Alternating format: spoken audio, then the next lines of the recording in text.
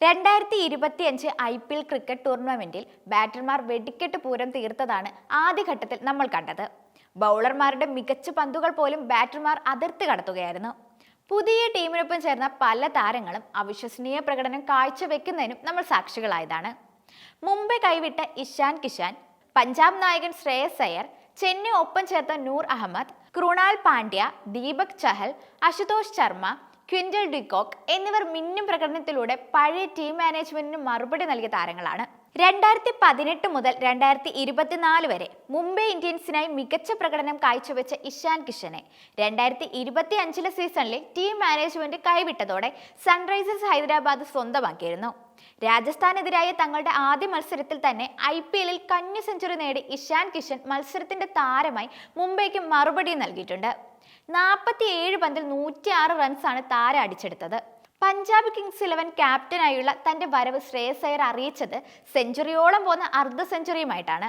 വെറും 42 പന്തിൽ 97 റൺസുമായി പുറത്താകാതെ നിന്ന താരം ജയത്തോടെ സീസണിൽ ടീമിന് തുടക്കം നൽകിയിട്ടുണ്ട്.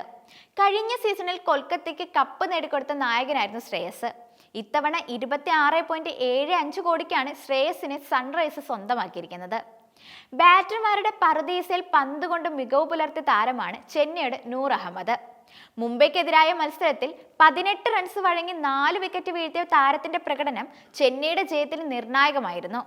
2022 മുതൽ 2024 വരെ ഗുജറാത്തിനായി കളിച്ച ഈ സ്പിന്നറെ 2025 സീസണിൽ 10 കോടിക്കാണ് ചെന്നൈ റാഞ്ചിയിരിക്കുന്നത്. ഉദ്ഘാടന മത്സരത്തിൽ കൊൽക്കത്തയ്ക്കെതിരെ റോയൽ ചലഞ്ചേഴ്സ് ബംഗളൂരുവിന്റെ താരമായത് ഓൾറൗണ്ടർ കൃണാൽ പാണ്ഡ്യയായിരുന്നു. കൂറ്റൻ സ്കോറിനായി പൊരുതിയ കൊൽക്കത്തയുടെ 3 ബാറ്റർമാരെ 29 റൺസ് വഴങ്ങി ക്രൂനൻ പവലിയനിലെത്തിച്ചു.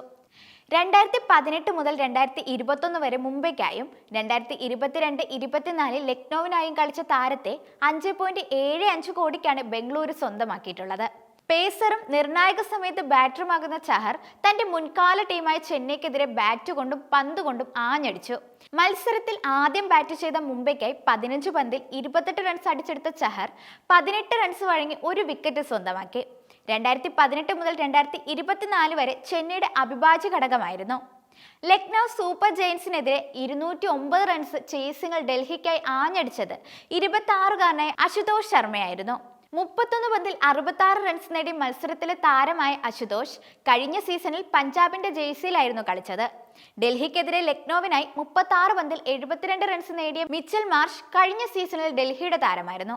പഞ്ചാബിനെതിരെ 33 പന്തിൽ 54 റൺസ് നേടി ഗുജറാത്തിനായി അർദ്ധ സെഞ്ചുറി തികച്ച ജോസ് ബട്ട്ലർ രാജസ്ഥാൻ റോയൽസ് ഈ സീസണിൽ ഒഴിവാക്കിയ താരമാണ്. രണ്ടാം റൗണ്ടിലെ ആദ്യ മത്സരത്തിൽ രാജസ്ഥാനെതിരെ 61 പന്തിൽ 97 റൺസ് നേടി പുറത്താകാതെ നിന്ന കൊൽക്കത്തയുടെ ക്വിന്റൽ ഡിക്കോക്ക് ലക്നൌ ടീമിൽ നിന്ന് ഒഴിവാക്കപ്പെട്ട മറ്റൊരു താരമാണ്.